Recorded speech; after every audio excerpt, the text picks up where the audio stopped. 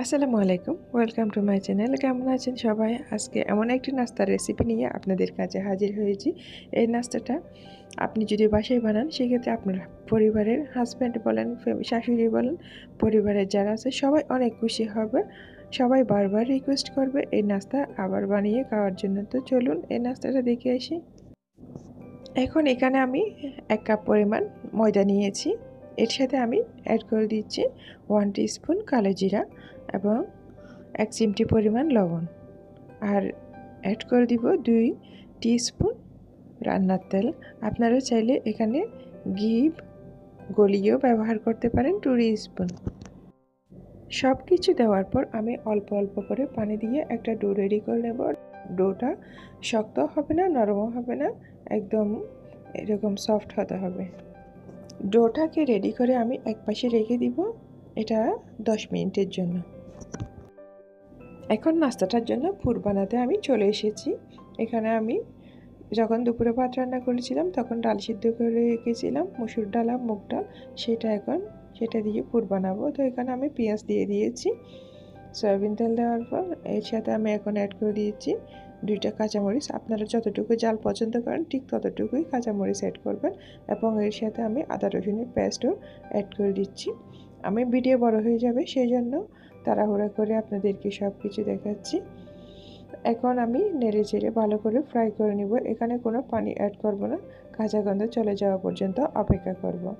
এখন এটা পানি টেনে আসছে, শুকনো হয়ে আসছে। এর মধ্যে আমি হলুদের গুঁড়ো দিয়েছি 1 টিস্পুন, 1 টিস্পুন টালা জিরা পাউডার, 1 টিস্পুন চাট মশলা দিয়েছি এবং পরিমাণ মতো লবণ দিব। তো একটা ম্যাগি মশলা দিয়েছি। আপনাদের হাতের কাছে যদি ম্যাগি মশলা থাকে তাহলে একটু করে 1 টিস্পুন দেওয়ার চেষ্টা করবেন। এখন মশলাটা কষানো হয়ে গেছে, এর মধ্যে আমি সিদ্ধ করে রাখা ডালটা দিয়ে দিচ্ছি। ডালটা দিয়ে আমি ভালো করে নেড়ে চেড়ে ফ্রাই করে নিব। কোনো পানি অ্যাড করব না, এরকম শুকনো অবস্থায় এটা আমি রান্না করব। এখন ডালটা রান্না করা হয়ে গেছে, এর মধ্যে আমি ধনিয়া পাতা ছিটিয়ে দিয়েছি। এখন চুলা থেকে নামিয়ে এটা ঠান্ডা হওয়ার জন্য একপাশে রেখে দিব। যে ব্যাটারটা রেখেছিলাম সেটা থেকে এখন আমি লেচি কেটে নিব ছোট ছোট করে। এই যে লেচি কেটে নেওয়া হয়ে গেছে। তো এখন আমি সেগুলো বেলতে চলে যাব, প্রপারলি নাস্তাগুলো রেডি করতে চলে যাচ্ছি। তো আমি প্রথমে শুরুতে একটা লেচি বেলে আপনাদেরকে দেখাচ্ছি। তো আমি নাস্তাটা কিভাবে রেডি করতেছি আপনারা প্রতিটা স্টেপ ফলো করে যদি বানান, ইনশাল্লাহ নাস্তাগুলো অনেক সুন্দর হবে। লেচিটা এখন রুটি বেলা হয়ে গেছে, এর মাঝখানে আমি পুরটা দিয়ে দিচ্ছি। পুরটা দিয়ে আমি ভালো করে সেট করে নিব। আমি কিভাবে সেট করে নিচ্ছি সেটা অবশ্যই আপনারা একটু দেখেন খেয়াল করে। এই নাস্তাটা অনেক সহজ, আপনারা চাইলে 10 মিনিটের মধ্যে এই নাস্তাটা বানিয়ে সবাইকে খাওয়াতে পারেন। চা এক চুলায় দিয়ে আরেক চুলায় এটা বানিয়ে আপনারা পরিবেশন করতে পারেন। এটা বানিয়ে বাচ্চাদের টিফিনেও দিতে পারেন বলে আমি মনে করি। সকালবেলা যখন কোনো কিছু থাকে না, সকালবেলায়ও সেই নাস্তাটা বানিয়ে আপনারা খেতে পারেন। তো আমি একটা নাস্তা রেডি করেছি। এখন আমি আরও একটা নাস্তা কিভাবে রেডি করেছি সেটা আপনাদের বোঝার সুবিধার্থে আমি আবার দেখাচ্ছি।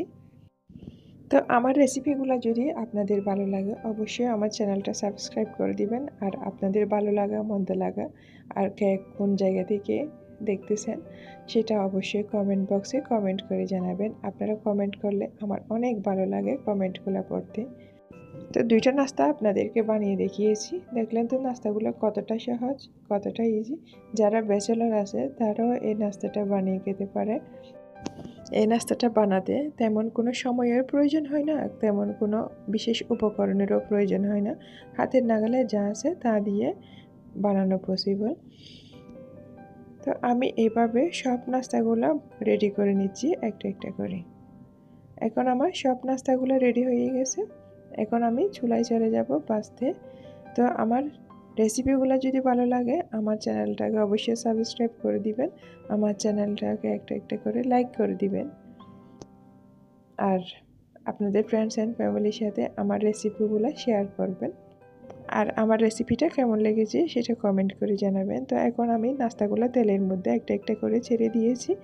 এই যে আস্তে আস্তে বুদবুদ উঠতেছে। এটা মিডিয়াম টু লো হিটে রেখে ভাজতে হবে।